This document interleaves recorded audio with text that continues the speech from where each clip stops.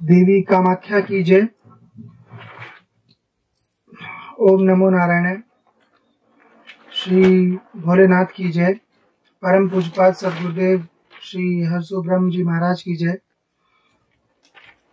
आप सभी पूजपाद सदगुरुदेव श्री हरसु ब्रह्म जी महाराज की दिव्य कृपा से श्री सिद्धराज सरकार धाम का दिव्य दरबार देख रहे हैं।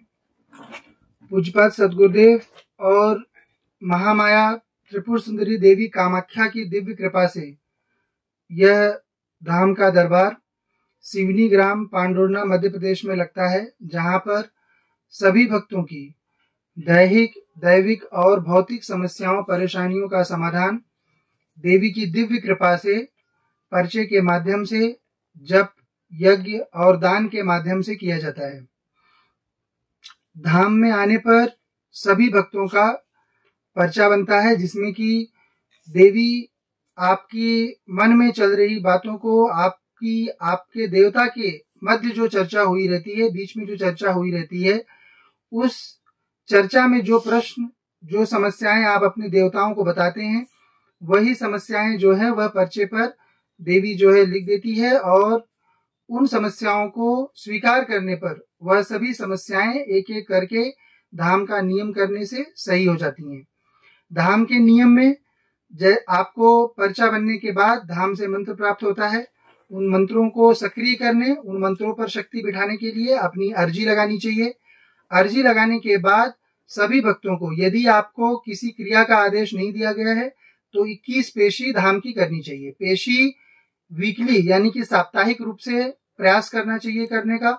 यदि किसी सप्ताह में नहीं आ सके तो कोई बात नहीं, उसके बाद वाले सप्ताह में से पुनः पेशी अपनी आरंभ कर लेनी चाहिए। यदि आपको किसी क्रिया के लिए नहीं कहा गया है, तो ऐसे में पेशी आपकी समस्या के समाधान के लिए बहुत जरूरी है। यदि आप पेशी नहीं करोगे तो फिर आपकी समस्या का समाधान नहीं हो पाता है, क्योंकि विधान ही उस प्रकार का है।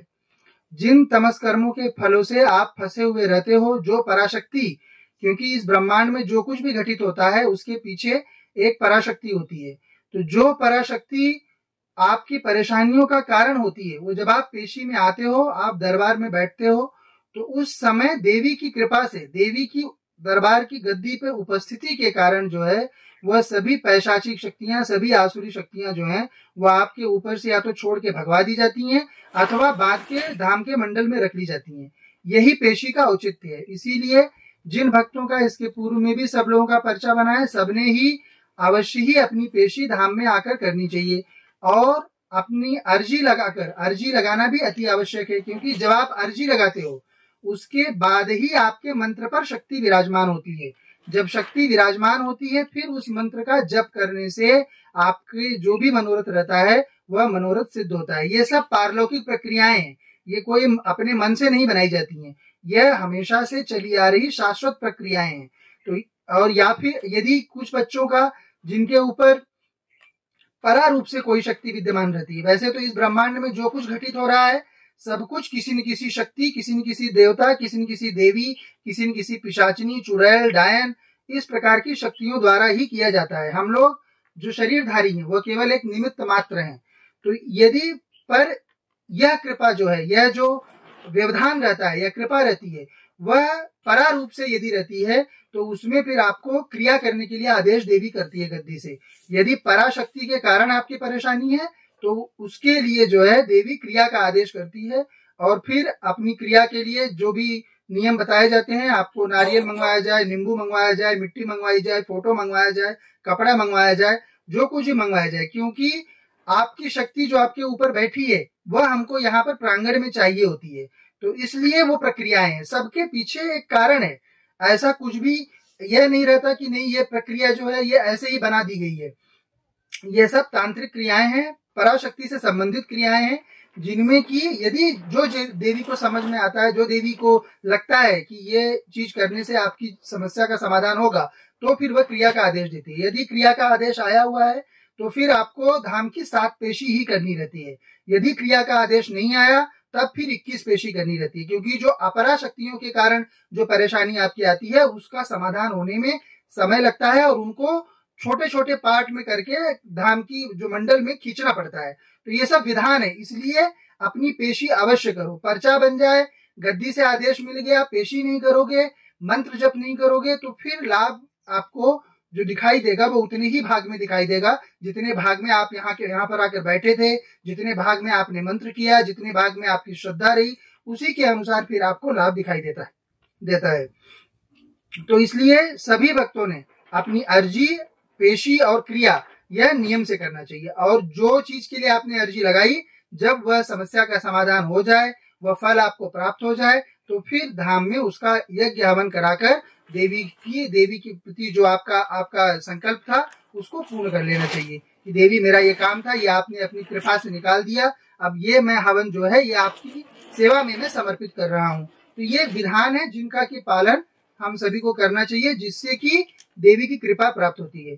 धाम की गद्दी चलते समय आप लोगों की गुरु माता जी पर साक्षात त्रिपुर सुंदरी देवी कामाख्या की 100% सवारी रहती है, यानी कि उनके मुख से जो एक भी शब्द निकलता है वह साक्षात देवी बोलती है, कोई उसमें मनुष्य का शब्द नहीं रहता।